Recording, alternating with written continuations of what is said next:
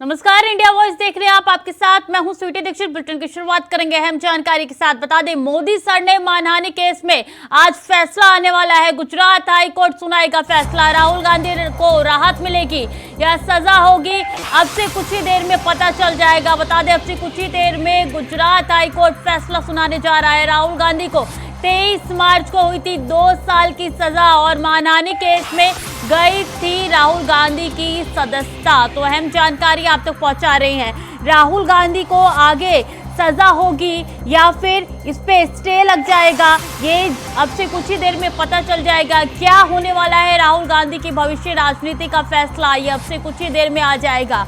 और अगर राहुल गांधी के इस फैसले को बरकरार रखा गया तो क्या राहुल गांधी आगे लोकसभा चुनाव में किस तरीके का प्रदर्शन करते हैं, क्या रणनीति बनेगी कांग्रेस को, तमाम सवालों के जवाब अब से कुछ ही देर में मिल जाएंगे। गुजरात हाईकोर्ट अब से कुछ ही देर में फैसला सुनाने वाला है। बता दें, इससे पहले राहुल गांधी को सूरत सेशन कोर्ट से सजा मिली है और राहुल गांधी ने डिस्ट्रिक्ट कोर्ट में भी याचिका दायर की थी, लेकिन खारिज हो गई थी। और अब देखिए, मामला धीरे धीरे आगे बढ़ता हुआ आज आखिरकार वो दिन आ गया है जब राहुल गांधी के इस सजा पर फैसला सुनाई जाएगी। बता दें, मोदी सर ने मानी का ये मामला है जिसपे सजा सुनाई गई है राहुल गांधी को और 11 बजे यानी कि अब से कुछ ही देर में कोर्ट फैसला सुनाएगा।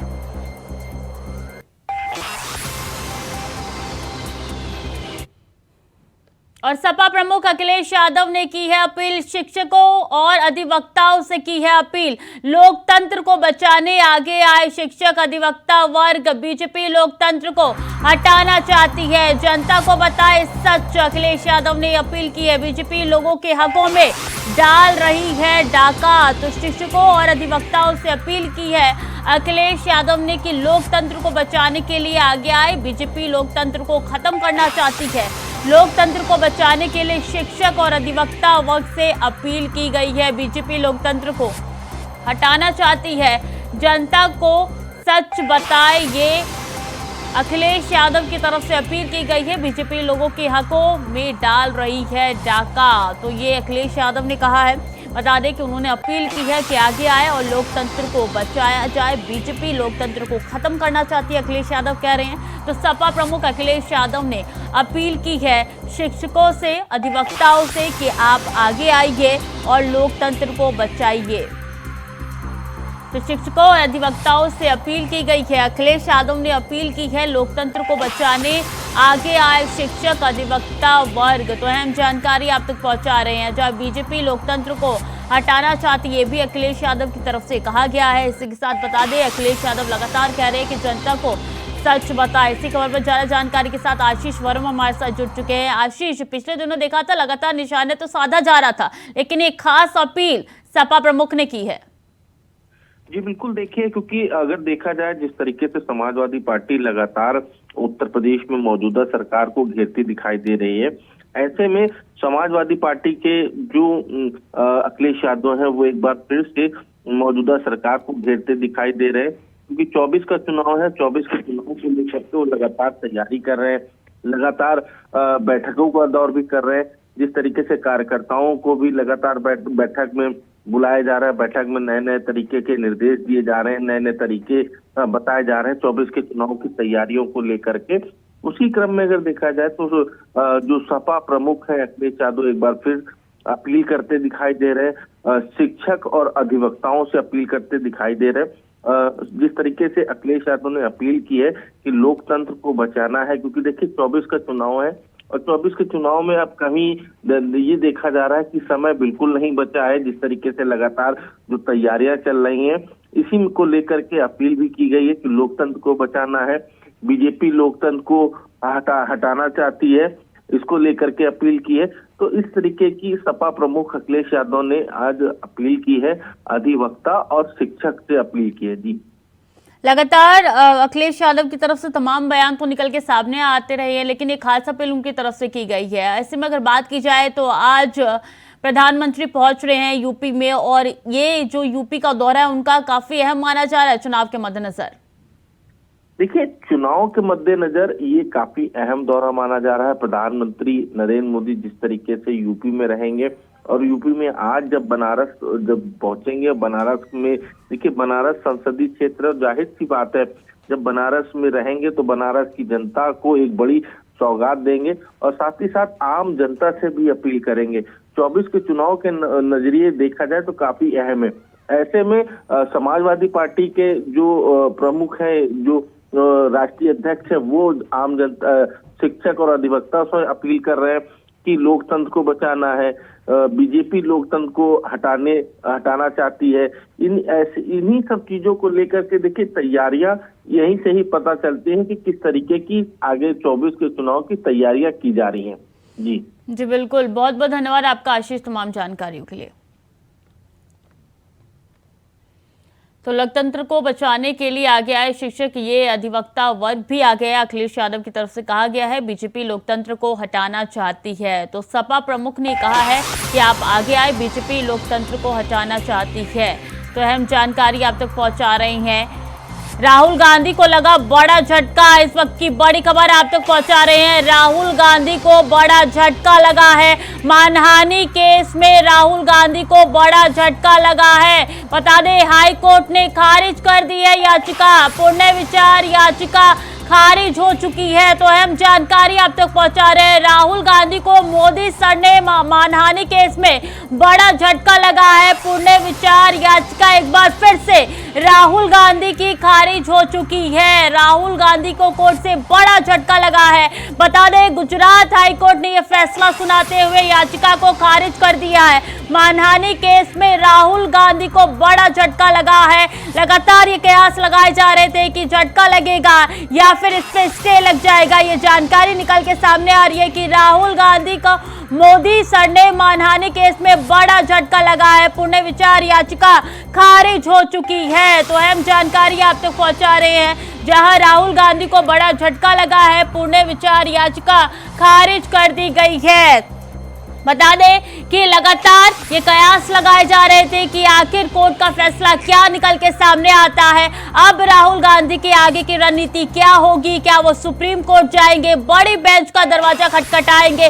तमाम सवाल उठते हुए नजर आ रहे हैं। बता दें कि 2019 का ये पूरा मामला है जिसको लेकर मार्च में राहुल गांधी को ये सजा सुनाई गई थी, जेल से उनको राहत मिल चुकी थी, लेकिन उनकी लोकसभा सदस्यता रद्द कर दी गई थी और उनको काफी इस बात का दुख था। ये इसी बात से पता चलता है जब वो पहुंचे थे विदेश और वहां पे इनका दुख जो है वो झलका था। इसी खबर पर जारी जानकारी के साथ नितिन चौधरी जुड़ चुके हैं। नितिन, जिसका इंतजार किया जा रहा था, फैसला आ चुका है, बड़ा झटका राहुल गांधी को लगा है। परिवार को जिस चीज के लेकर जो है फैसले की जो है आशंका लगी हुई थी और फैसले का पूरी तरीके से प्रयास लगाया हुआ था कि जो याचिका थी उस पर जो है बड़ा झटका राहुल गांधी को लगा है। लेकिन बता दें कि 2019 का ये पूरा मामला है जब राहुल गांधी ने गुजरात के अंदर एक जनसभा को संबोधित करते हुए जो है एक टिप्पणी की थी मोदी सर ने, मोदी को देखते हुए। तो उस पर जो आज याचिका पे सुनवाई होनी थी गुजरात हाईकोर्ट के द्वारा, लेकिन गुजरात हाईकोर्ट ने इस याचिका को खारिज कर दिया, जहां गांधी परिवार पूरी तरीके से जो है आज लगाए बैठा था कि आखिरकार राहुल गांधी की सदस्यता को देखते हुए राहुल गांधी की जो सदस्यता है उस पर आज क्या फैसला आता है। लेकिन फैसला जब आया तो सुबह के टाइम, सुबह 11 बजे के बाद आया, तो 11 बजे के आसपास तो वो याचिका को उसे खारिज कर दिया गया और उस पर कहा जा रहा है कि अब राहुल गांधी कहीं आगे जाने की तैयारी कर सकते हैं। राहुल गांधी की आगे की रणनीति क्या होने वाली है? क्या वो सुप्रीम कोर्ट जाएंगे, बड़ी बेंच का दरवाजा खटखटाएंगे? क्या कुछ आगे करने वाले हैं कांग्रेस?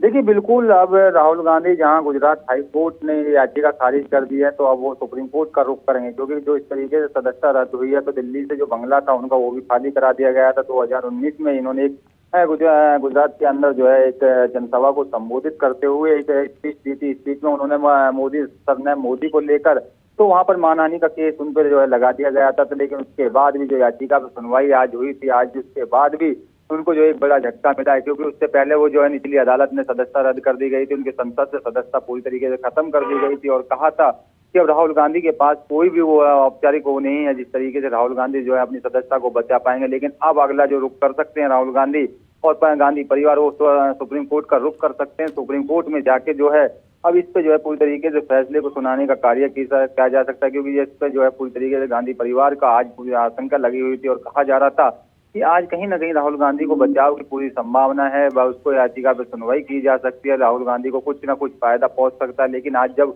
सुबह 11 बजे वो कोर्ट में गए और कोर्ट में जाने के बाद गुजरात हाई कोर्ट में जाने के बाद तो मामले में जब सुनवाई हुई तो उसको देखते हुए उस याचिका को भी खारिज कर दिया गया है जी। खारिज करते हुए गुजरात हाई कोर्ट की तरफ से क्या कहा गया नितिन?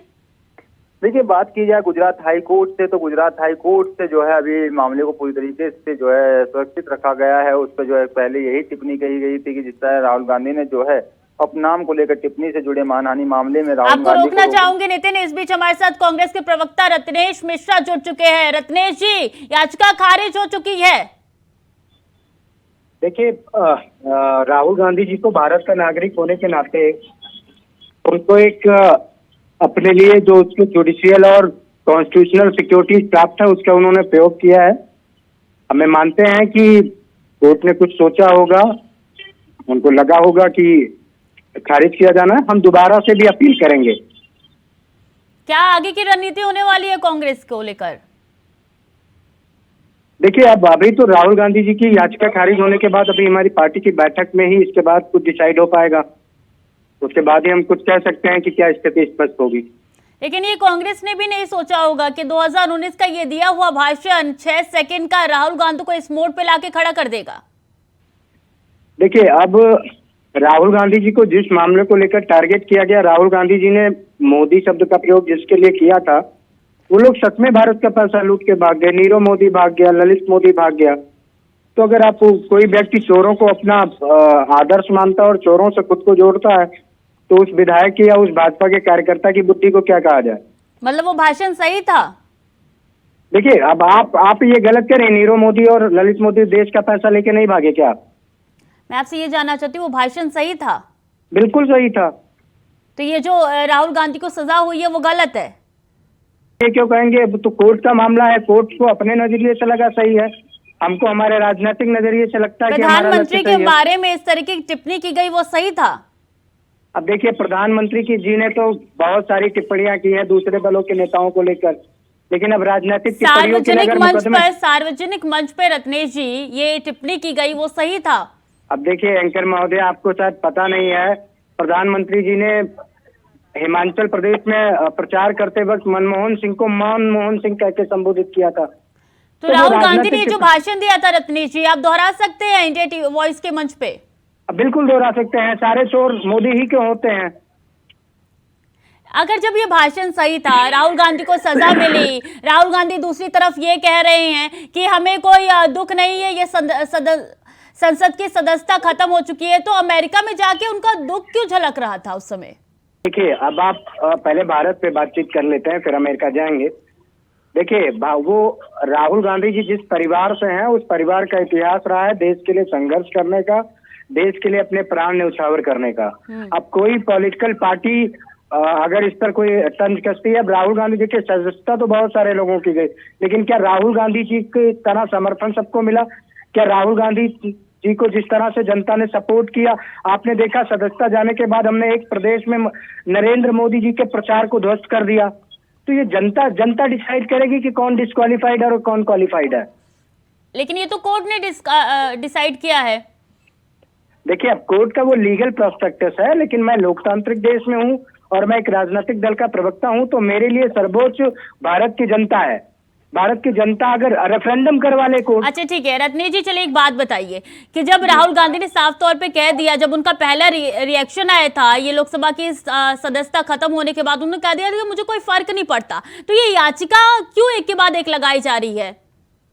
देखिए, अब किसी भी व्यक्ति को आप उसके लीगल और कॉन्स्टिट्यूशनल सिक्योरिटीज का यूज करने से तो रोक नहीं सकते। सबको अधिकार प्राप्त है। राहुल गांधी जी को इस देश के संविधान ने अधिकार दिया हुआ है, इस देश की विधिक व्यवस्था ने अधिकार दिया हुआ है, उसका बिल्कुल प्रयोग करेंगे। अब क्या ये अपने अधिकारों का प्रयोग भी हम भारतीय जनता पार्टी और नरेंद्र मोदी से पूछ कर करेंगे क्या? हमारे साथ पवन गोयल भी जुड़ चुके हैं, नेता बीजेपी के हैं। बहुत स्वागत है आपका इंडिया हाउस पे। देखिए, राहुल गांधी को बड़ा झटका लग गया है, याचिका खारिज हो चुकी है गुजरात हाईकोर्ट की तरफ से। पहला रिएक्शन आपका? जी, कोर्ट बड़े संवैधानिक पद पे रहते हैं, वहाँ के जो जज होते हैं। माननीय हाई कोर्ट ने अगर कोई फैसला दिया होगा तो उसके अंदर बिल्कुल 100% सच्चाई होगी। कोर्ट कोई भारतीय जनता पार्टी के अधिकार से नहीं चलती, कोर्ट एविडेंस के हिसाब से चलती है। तो मेरा भारत के जितने भी विपक्ष या पक्ष, चाहे भारतीय जनता पार्टी के हो चाहे पक्ष के नेताओं से है, कि जो भी आप माननीय संसद में या विधानसभा में या पब्लिक के बीच में कोई शब्द कहते हैं तो उसकी एक सीमा तय कर देनी चाहिए।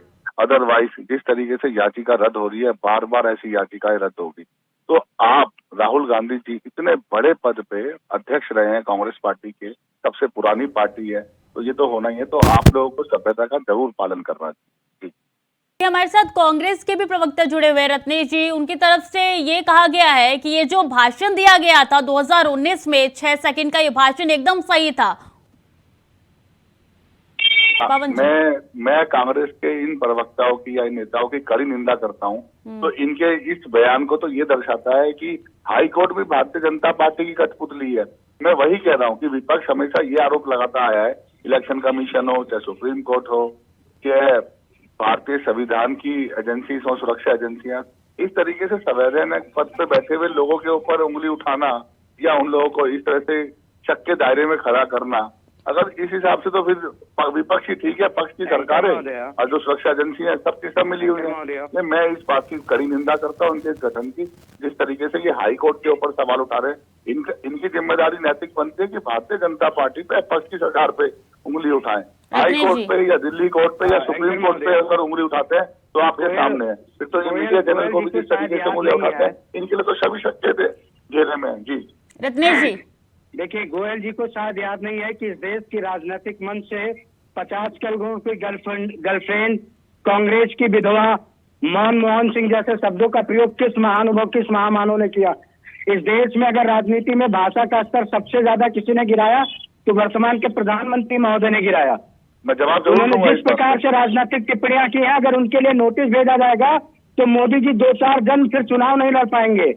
राजनीतिक टिप्पणियों पे अगर आप नोटिस भेजना शुरू कर देंगे तो उसके एक लोकतांत्रिक व्यवस्था में आप ही की पार्टी के नेता है और स्वर्गीय अटल बिहारी वाजपेयी जी, उनके ऊपर कई कठिन टिप्पणियां हुई थी, उनके द्वारा की गई थी।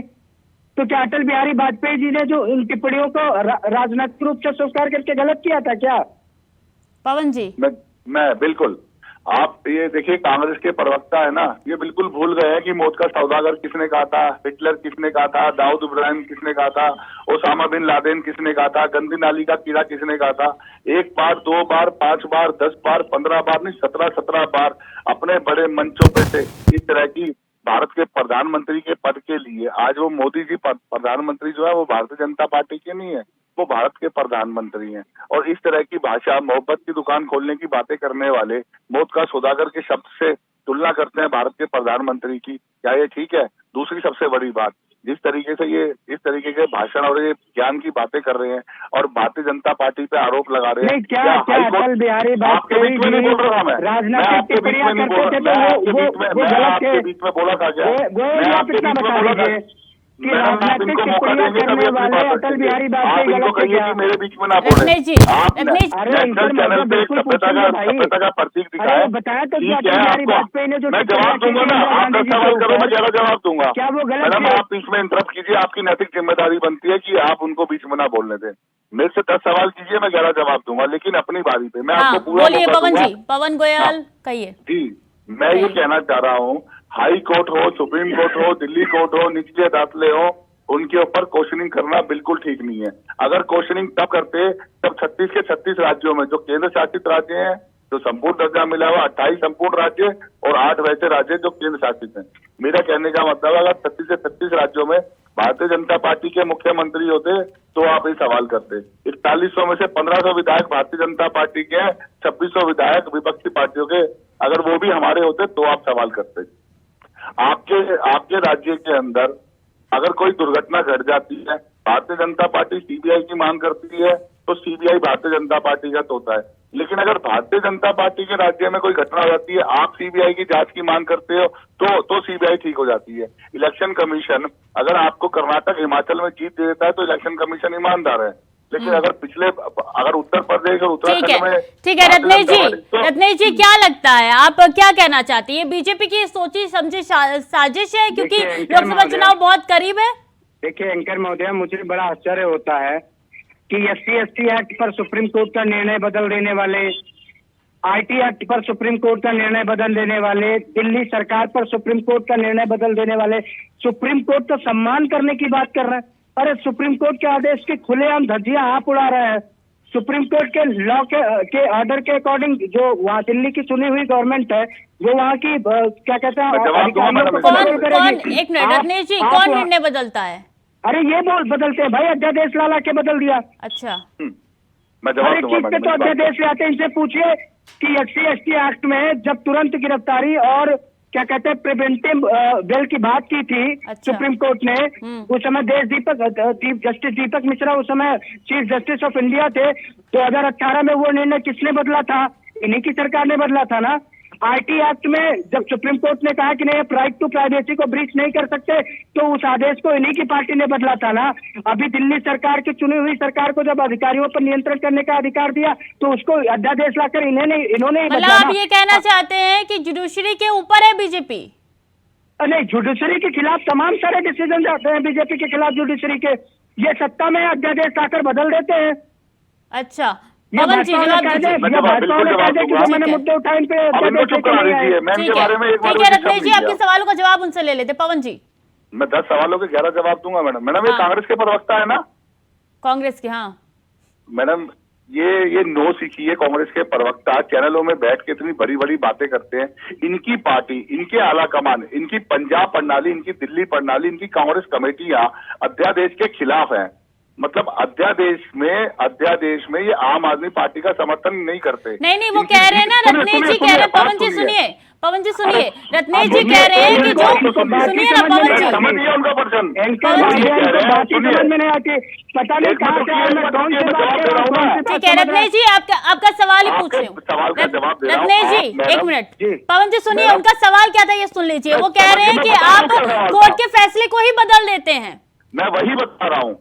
इनका सवाल ये था और आप इनका सवाल ये पूछ रहे हैं कि भारतीय जनता पार्टी बड़े शातिर तरीके से ये यही कहना चाहते हैं कि अगर कोई सुप्रीम कोर्ट कानून पास करता है तो अध्यादेश लाकर उस कानून को खारिज कर देते हैं। यही सवाल है ना?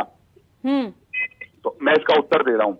अगर अध्यादेश लाए भारतीय जनता पार्टी, तो कांग्रेस पार्टी के आला नेता, जो बड़े नेता हैं, वो तो अध्यादेश का फैसले का सम्मान कर रहे हैं। और आम आदमी पार्टी, सुनिए तो, सुप्रीम कोर्ट के निर्णय, अरे सुनिए तो यार, बात तो सुनिए। ये तो बताइए ना, आप जवाब सुनने से आप जवाब लेंगे नहीं, प्रश्न पूछते जाएंगे। रत्नेश जी जवाब तो सुन लीजिए एक बार, उसके बाद प्रश्न पूछा जाएगा। सुनने में बता दें क्या सर्वोच्च न्यायालय के निर्णयों से असहमत होती है भारतीय जनता पार्टी और केंद्र की मैं सरकार? आपसे ज्यादा बहस कर सकता हूँ? आपको 1 मिनट भी ना बोलने दो, 1 घंटे तक बोलता रहा हूँ नॉन स्टॉप। नहीं बस जवाब लेने हैं रत्नेश जी। मैं ये कह रहा हूँ, आज ये अध्यादेश का समर्थन कर रहे हैं और इनके आला नेता, रत्नेश जी सुन लीजिए, पहले आपके सवाल का जवाब ही ले रही हूँ मैं उनसे। मैडम, मैं सीधा एक प्रश्न पूछ रहा हूँ हाँ। कि क्या सर्वोच्च न्यायालय के इन निर्णयों से असहमत थी केंद्र की सरकार और भारतीय जनता पार्टी? क्या भारतीय जनता पार्टी और केंद्र की सरकार ये समझती है कि सुप्रीम कोर्ट से इन निर्णयों को देने में गलती हुई? ठीक है पवन जी, ठीक है, अब आप शांत रहिए, उनसे सवाल का जवाब ले लीजिए। पवन जी दे दीजिए जवाब। कांग्रेस के प्रवक्ता, आपसे मैं हाथ जोड़ के विनती कर रहा हूँ, अगर इतना ही डर लग रहा तो डिबेट छोड़ के चले जाओ और अपने पहले नहीं तो जवाब सुनेंगे ना रत्नेश जी। हाँ, तो आप जवाब ध्यान से सुनो। जैसे मैं आपकी बात ध्यान से सुन रहा हूँ ना पर्सन, आप उत्तर भी ध्यान से सुनो। मैं ये कह रहा हूँ, इनके बड़े नेता अध्यादेश का समर्थन क्यों नहीं कर रहे? क्यों कांग्रेस पार्टी आम आदमी पार्टी के साथ अध्यादेश में नहीं जुड़ रही? और इनके प्रवक्ता चैनल में बैठकर उसके अध्यादेश को सही बता रहे हैं। पहले सोच लो क्या बोलना है और क्या नहीं बोलना। बड़े नेता क्या बोलते हैं, छोटे नेता क्या बोलते हैं। दूसरी बात, बताइए, फिर बीच में बोल रहे हैं। भाई साहब, नेशनल चैनल पे बैठे हो, क्यों डिबेट खराब कर रहे हो आप? इनके ऊपर दिख रहा है, जवाब दे रहा हूँ ना। रत्नेश जी मजबूरन मुझे आपका ऑडियो डाउन कराना पड़ेगा। अरे मैडम, मैंने ये पूछा, मैं जवाब दे रहा हूँ। मैं डिबेट छोड़ के आपकी तरह भागूंगा नहीं। मैं डिबेट छोड़कर आपकी तरह भागूंगा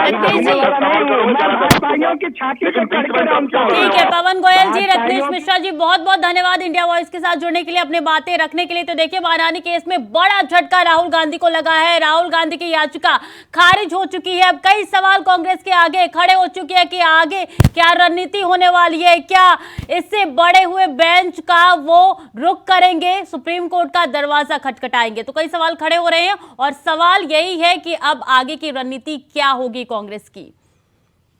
तो फिलहाल के लिए बुलेटिन में इतना ही। खबरें लगातार जारी है, देखते रहिए इंडिया वॉइस।